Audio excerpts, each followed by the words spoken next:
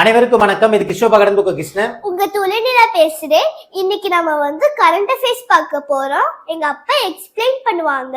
அது நீங்க நோட் பண்ணிக்கோங்க.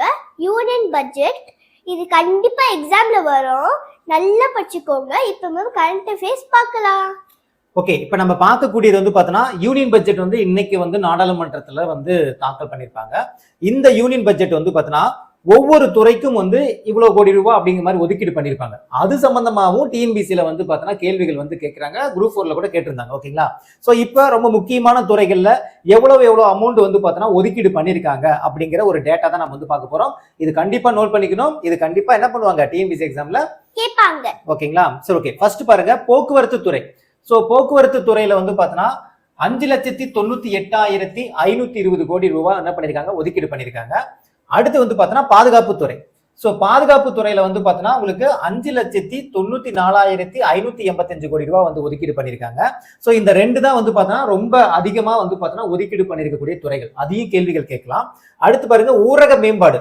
ஊரக மேம்பாடுல பார்த்தோன்னா 2,73,108 கோடி. ஓகேங்களா? அடுத்து பாத்தீங்கன்னா அப்ப கொஞ்சம் தள்ளி நின்று பண்ணோம், நல்லா நோட் பண்ணுவாங்க. அடுத்து உள்துறை. உள்துறையில எவ்வளவு?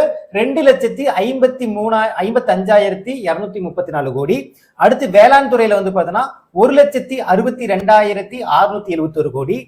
கல்வித்துறை. கல்வித்துறை ரொம்ப முக்கியமா, கல்வித்துறையில கேள்வி கேட்பாங்க. 1,39,289 கோடி. அடுத்து ஆற்றல் துறையில பாத்தீங்கன்னா 1,09,029 கோடி. அதுக்கப்புறம் பாத்தீங்கன்னா சுகாதாரத்துறை ரொம்ப முக்கியமா நோட் பண்ணிக்கணும், 1,04,599 கோடி. நகர்ப்புற வளர்ச்சிக்கு பார்த்தோன்னா 85,522 கோடி. ஐடி மற்றும் தொலைத்தொடர்பு துறைக்கு பார்த்தோன்னா 74,560 கோடி. வர்த்தகம் மற்றும் தொழில்துறை இதுல பார்த்தோன்னா 70,296 கோடி. ஓகேங்களா? அடுத்து பாத்தீங்கன்னா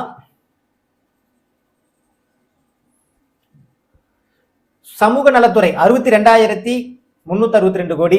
அறிவியல் சார்ந்த துறை 55,756 கோடி. வரி நிர்வாகத்துறை 45,500 கோடி. வெளியுறவுத்துறை 22,119 கோடி.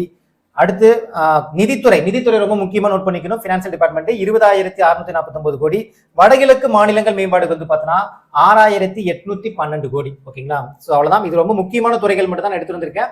நோட் பண்ணீங்க. கண்டிப்பா டிஎன்பிசியில குரூப் 4, குரூப் 2, குரூப் 1 ஏதாவது ஒரு எக்ஸாம்ல கண்டிப்பா பட்ஜெட் ரிலேட்டடா நமக்கு கேள்விகள் கேட்காம இருக்க மாட்டாங்க. அது துறை சார்ந்து இருக்கக்கூடிய ஒதுக்கீடு, அமௌண்ட் எவ்வளவு ஒதுக்கி இருக்காங்க அப்படிங்கிறது கேள்வி கேட்பாங்க. ஓகேங்களா? நோட் பண்ணி வச்சுங்க. ஓகேங்களா? ஓகேங்களா? ஓகே, இந்த வீடியோ உங்களுக்கு பிடிச்சு நினைக்கிறேன். மீண்டும் அடுத்த ஒரு தகவல் சந்திக்கலாம். இது கிஷோபா கடன் புக்கு கிருஷ்ணன். உங்க துளைநிலா. பை. I love you.